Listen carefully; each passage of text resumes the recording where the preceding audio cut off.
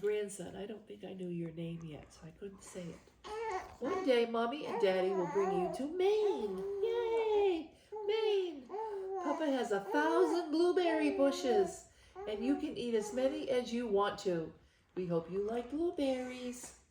They are so good for growing little boys like you. We love you, Nana, Joe, and Papa. Yep. You gonna stretch right out? Huh? Gonna stretch right out? Whoop. Oh, okay. Okay.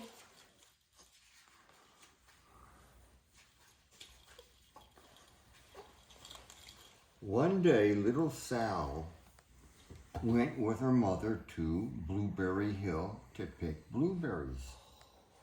Little Sal brought along her small tin pail, and her mother brought her large tin pail to put berries in. "We will take our berries home and can them," said her mother. "Then we will have food for the winter." Now this is Mom and little Sal, and they're starting to walk up the hill. And I'll let you say this. Little Sal picked 3 berries and dropped them in her little tin pail. Kaplink, kaplink, kaplunk. She picked 3 more berries and ate them. Then she picked more berries and dropped one in the pail. Kaplunk. And the rest she ate. Then little Sal ate all 4 blueberries out of her pail. Silly Sal. Her mother walked slowly through the bushes, picking blueberries as she went and putting them in her pail. Little Sal struggled along behind, picking blueberries and eating every single one. And this is the way it looked. See how it looked?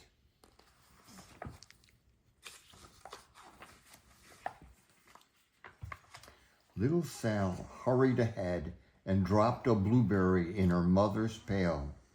It didn't sound kaplunk because the bottom of the pail was already covered with berries. She reached down inside to get her berry back. Though she really didn't mean to, she pulled out a large handful because there were so many blueberries right up close to the ones she had put in. And this is the picture. She's got a great big handful of blueberries. And this is it. Oh, wow. Her mother stopped picking and said, "Now, Sal, you run along and pick your own berries. Mother wants to take her berries home and can them for next winter." So, Sal went picking blueberries. Her mother went back to her picking, but little Sal, because her feet were tired of standing and walking, sat down in the middle of a large clump of bushes and ate blueberries. Looks like she's sitting there all by herself, doesn't it? She was. Uh-oh. Now, on the other side of Blueberry Hill, Little Bear came with his mother to eat blueberries. "Little Bear," she said, "eat lots of berries and grow big and fat. We must store up food for the long, cold winter." And this is the way it looked.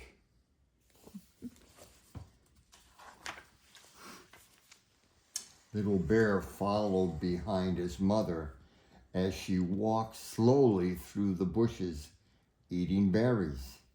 Little Bear stopped now and then to eat berries. Then he had to hustle along to catch up to his mom. Where did his mom go? Because his feet were tired of hustling, he picked out a large clump of bushes, sat down right in the middle, and started eating blueberries, just like Sal did. Yeah. Over on the other side of the hill, little Sal ate all of the berries she could reach from where she was sitting. Then she started out to find her mother. Where's her mother? I don't see her. I don't see her. She heard a noise from around a rock and thought, oh, that must be my mother walking along. But it was a mother crow and her children, and they stopped eating berries and flew away saying, caw, caw, caw. Then she heard another noise in the bushes and thought, that is surely my mother, and I will go that way.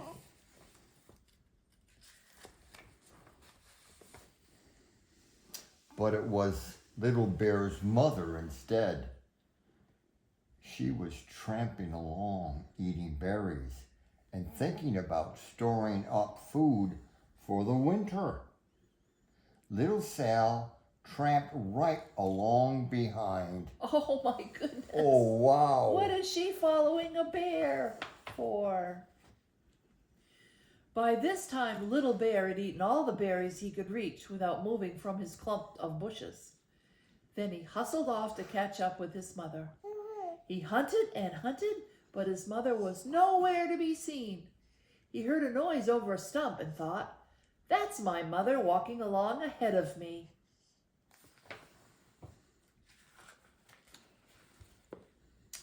But it was a mother partridge and her children. They stopped eating berries and hurried away. Then he heard a noise in the bushes and thought, that is surely my mother. I will hustle that way. So? But it was Little Sal's mother instead. Oh no! She was walking along, picking berries and thinking about canning them for next winter. Little Bear hustled right along behind. I think that's funny. Little Bear and Little Sal's mother and Little Sal and Little Bear's mother were all mixed up with each other among the blueberries on Blueberry Hill. They are mixed up, aren't they, Coy? They are. Little Bear's mother heard Sal walking along behind and thought it was Little Bear, and she said, Little Bear, munch, munch, munch, eat all you gulp can possibly hold. Swallow. Little Sal said nothing. She picked 3 berries and dropped them, kaplink, kaplank, kaplunk, in her small tin pail. Little Bear's mother turned around to see what on earth could make a noise like kaplunk. Growl, she cried, choking on a mouthful of berries. This is not my child. Where is my little bear? She took one good look and backed away. She was old enough to be shy of people, even a very small person like Little Sal. Then she turned around and walked off very fast to hunt for her little bear. Little Bear, Coy, my little bear. Little Sal's mother heard Little Bear tramping along behind and thought it was Little Sal, of course.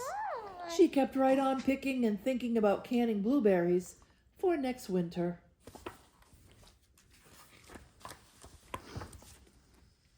Little Bear padded up and peeked into her pail.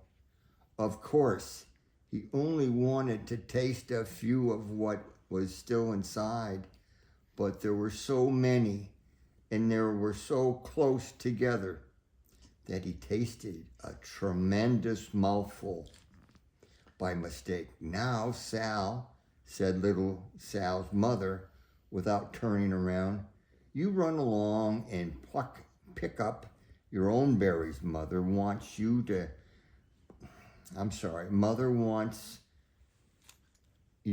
to can these for next winter. Little Bear tasted another tremendous mouthful and almost spilled the entire pail of blueberries. Little Sal's mother turned around and gasped, "My goodness, you are not my little Sal. Where, oh, where is my child?" Little Bear just sat munching and swallowing and licking his lips. Little Sal's mother slowly backed away.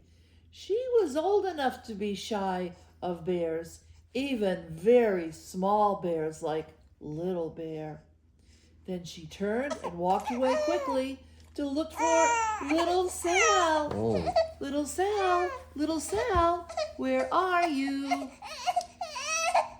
she hadn't gone very far before she heard kaplunk, kaplank, kaplunk.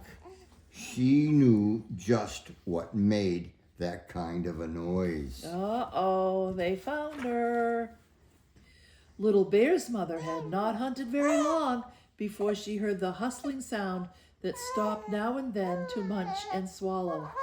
She knew just what made that kind of a noise. She sure did. It was Little Bear. Little Bear and his mother went home down one side of Blueberry Hill, eating blueberries all the way and full of food stored up for next winter. And Little Sal and her mother went down the other side of Blueberry Hill, picking berries all the way, and drove home with food to can for next winter, a whole pail of blueberries and 3 more besides.